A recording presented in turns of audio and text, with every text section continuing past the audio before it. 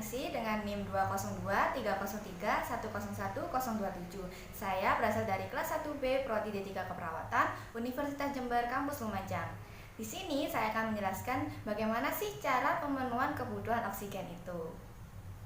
Nah, sebelum mengetahui bagaimana cara pemenuhan kebutuhan oksigen dalam tubuh, kita harus mengetahui apa sih oksigen itu. Nah, oksigen itu merupakan gas utama yang digunakan untuk proses metabolisme yang digunakan untuk kelangsungan hidup sel dan juga jaringan tubuh. Jadi, sekarang setelah mengetahui apa itu oksigen, sekarang kita berlanjut ke bagaimana sih proses pemenuhan kebutuhan oksigen yang ada di dalam tubuh kita.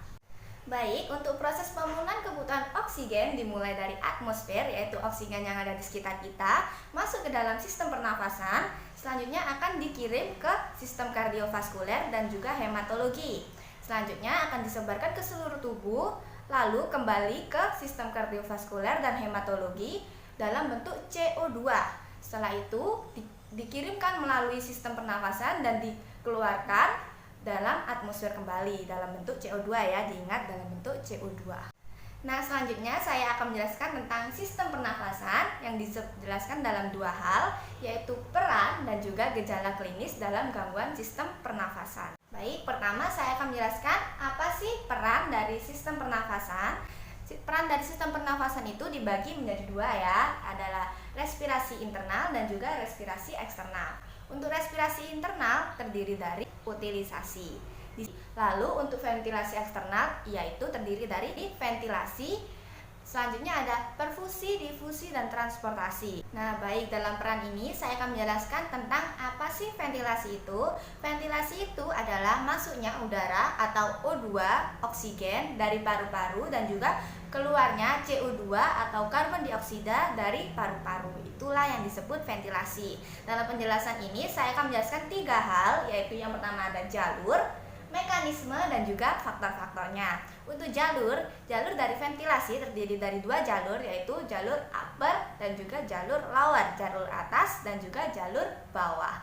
Baik, untuk jalur upper atau jalur atas ya, oksigen itu masuk melalui hidung atau bisa juga masuk melalui mulut ya. Setelah masuk melalui mulut atau hidung, dia akan berlanjut menuju ke faring. Setelah ke faring, dia diteruskan menuju ke laring. Nah, laring ini adalah batas antara jalur atas dan juga jalur bawah. Nah, setelah dari laring tadi, dia akan masuk ke dalam jalur bawah atau lower yang terdiri dari tracheal bronchus, utama bronchus, sekunder bronchus, tersier terminal, dan juga bronchial alveoli. Baik, untuk mekanisme ventilasi dalam tubuh kita terdiri dari dua cara, yaitu inspirasi dan juga ekspirasi. Untuk inspirasi adalah proses masuknya udara atau oksigen ke dalam tubuh kita saat kita menghirup udara. Nah, hal ini yang terjadi pada tubuh adalah dinding dada akan terangkat ke atas dan juga keluar, diafragma akan mengalami kontraksi, dan selanjutnya akan menyebabkan tekanan dalam paru-paru lebih rendah daripada atmosfer sehingga oksigen bisa masuk ke dalam tubuh kita. Untuk ekspirasinya sendiri merupakan kebalikan dari inspirasi.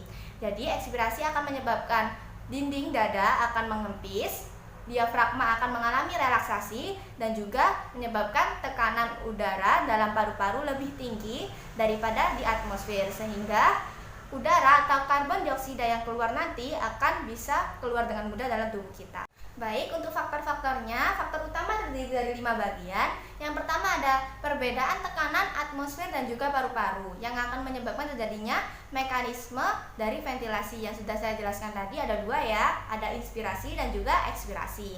Selanjutnya adalah compliance. Compliance itu adalah kemampuan meregang dari paru-paru dan juga dinding dada saat inspirasi tadi ya.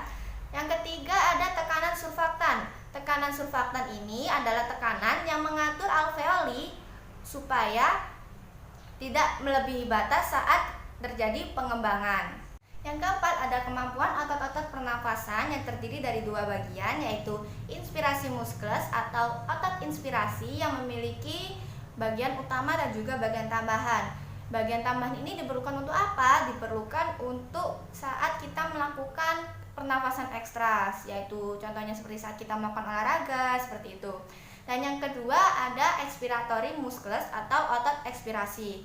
Tidak memiliki bagian utama karena dalam mengempiskan dada itu dan juga relaksasi tidak ada otot yang diperlukan kecuali saat pernafasan ekstra. Hal ini membutuhkan otot tambahan. Nah, yang kelima ada pengaturan nafas yang terdiri dari yang pertama ada neural regulation atau kontrol.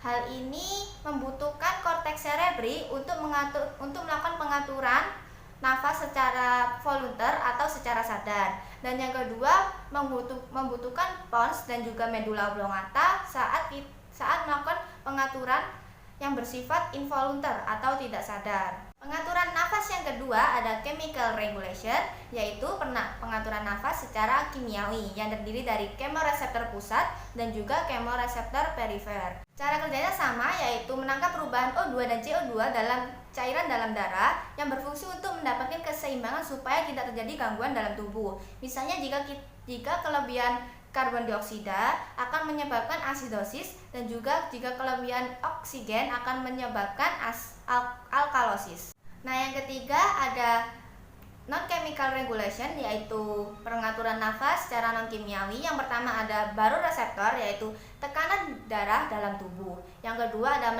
peningkatan temperatur tubuh. Yang ketiga ada hormon epinefrin. Dan yang terakhir ada Hering-Breuer atau hambatan yang terjadi dalam inspirasi dan ekspirasi. Nah, setelah ke faktor utama, sekarang kita beralih ke faktor lainnya ya. Untuk faktor lainnya yang pertama ada kehamilan dan juga yang kedua ada obesitas. Kedua faktor ini dapat mempengaruhi kontraksi diafragma dikarenakan berbuncit karena orang hamil dan juga obesitas ya.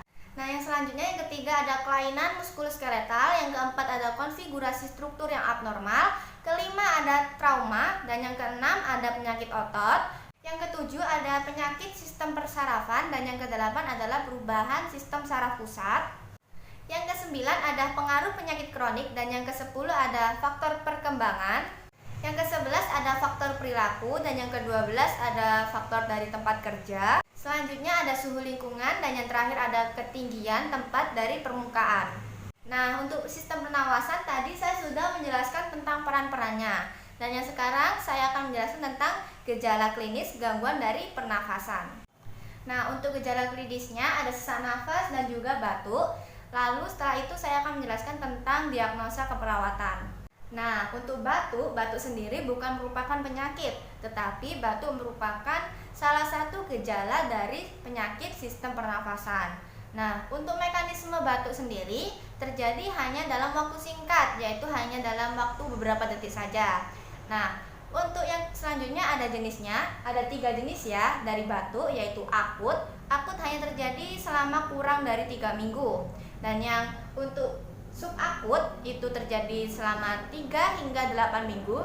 Dan yang untuk kronis terjadi selama durasi waktu lebih dari 8 minggu atau bisa 1 bulan, 2 bulan seperti itu. Nah, selanjutnya saya akan membahas tentang sesak nafas atau biasa disebut dengan dyspnea dalam istilah medis. Nah, untuk dyspnea ini merupakan sensasi tidak menyenangkan atau tidak nyaman saat seseorang melakukan pernafasan.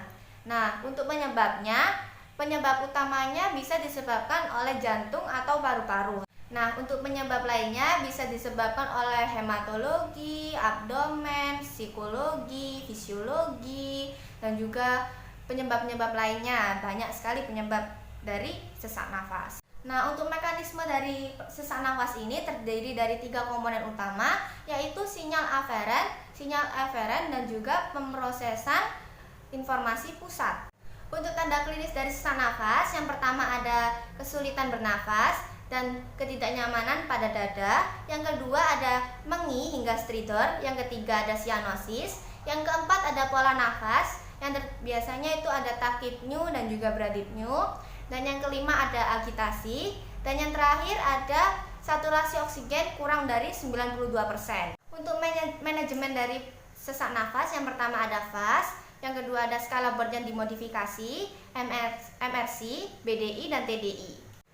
Untuk manajemen dari sesak nafas, yang pertama adalah menghilangkan penyakit yang mendasari dan juga gejalanya. Selanjutnya ada suplai oksigen, rehabilitasi paru, terapi farmakologi, dan juga terapi non-farmakologi lainnya. Nah, untuk diagnosis keperawatannya dalam sistem pernafasan ini yang bisa terjadi yaitu ketidakefektifan bersihan jalan nafas, ketidakefektifan pola nafas, gangguan pertukaran gas, dan yang terakhir bisa juga intoleransi aktivitas. Nah, seperti itulah penjelasan materi saya tentang pemenuhan kebutuhan oksigenasi. Jika ada salah kata, saya mohon maaf. Wassalamualaikum warahmatullahi wabarakatuh.